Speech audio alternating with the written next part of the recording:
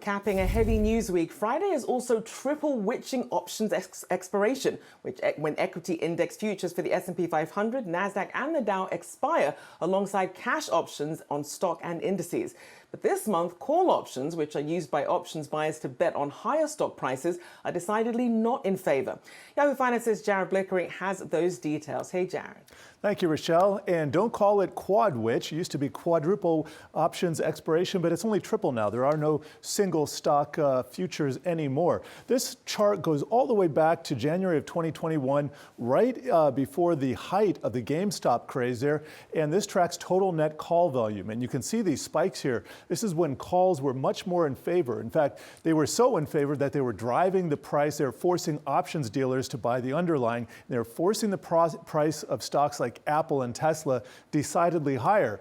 Well, last year, 2022, not surprisingly, we saw a bunch of dips. And although this latest dip is not as low as the others, it does show that call options not in favor. And that's because the mega caps, a lot of those growth stocks that we've been tracking all this year, have flagged a bit in the month of August, at least since the month of August. But what is in store for options expiration this Friday?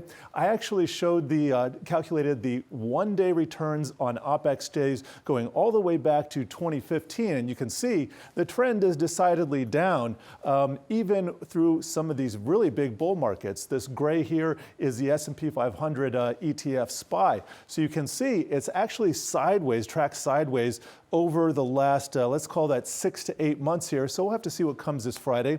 But I also want to point out VIX seasonality favors a big spike in September and October, and we know that when the fear gauge spikes, that generally means equities are rolling over. Sometimes they crash as well. So we could be in store for another moment like that this September or October.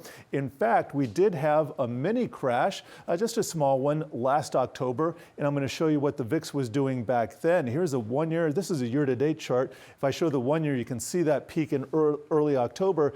This actually set up that mid-October buy that was the basis of the bull run that we've had so far. So with crashes come opportunity, and like I said, we don't necessarily have to have a crash, but these next 2 months does seem more likely than usual. Guys?